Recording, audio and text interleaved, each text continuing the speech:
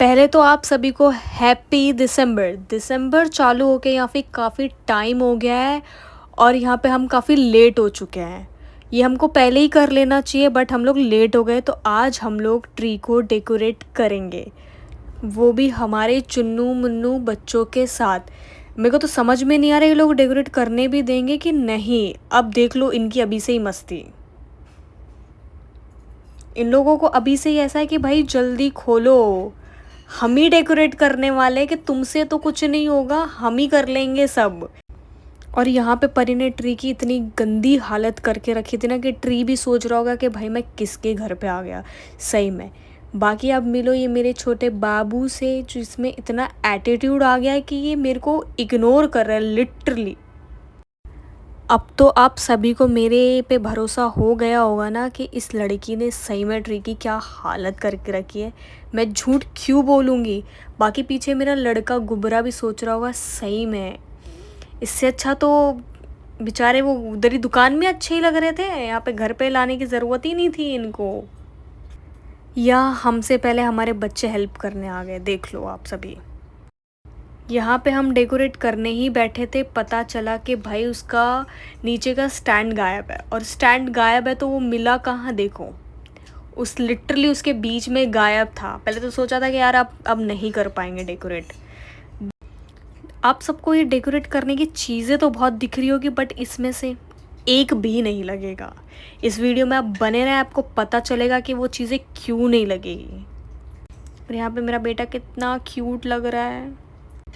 इन लोगों ने हमला चालू कर दिया है अभी से, देख सकते हैं आप सभी।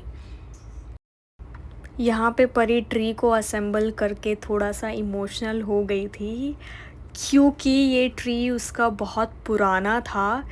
जब वो उस ट्री के साइज़ की थी ना तभी उसने ये ट्री ख़रीदा था। ये काफ़ी पुराना है और वो इतनी खुश हो रही थी कि मतलब मैंने अभी तक उसको संभाल के रखा है। और वो थोड़ी इमोशनल भी हो गई थी, जो कि बनता है थोड़ा बहुत इमोशनल होना। बट ये नीचे ये लोग शिट मैन, यहाँ पे मुझे किसी भी एंगल से नहीं लग रहा था कि हम लोग ये काम बहुत जल्दी कर पाएंगे, क्योंकि बच्चे लोग इतना परेशान कर रहे थे हम लोगों को कि उसकी हद नहीं।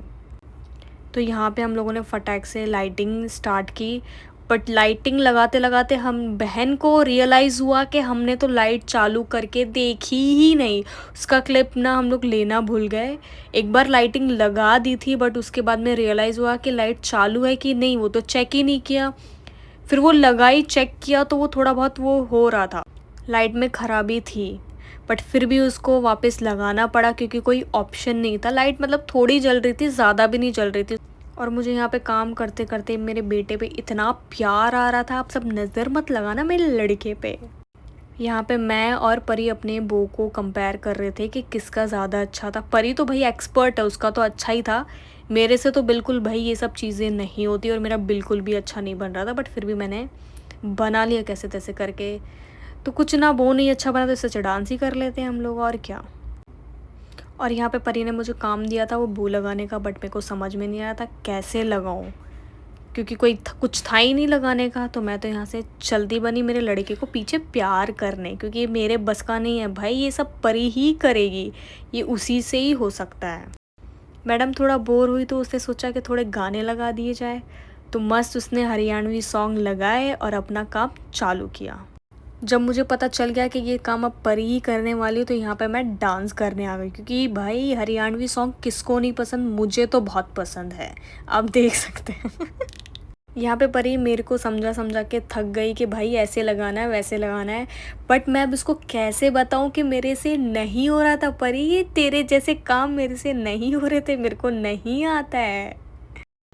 यहाँ पे हार मान के मैं आके बैठ गई और उबासी लेके मस्त गाने सुनने लगी।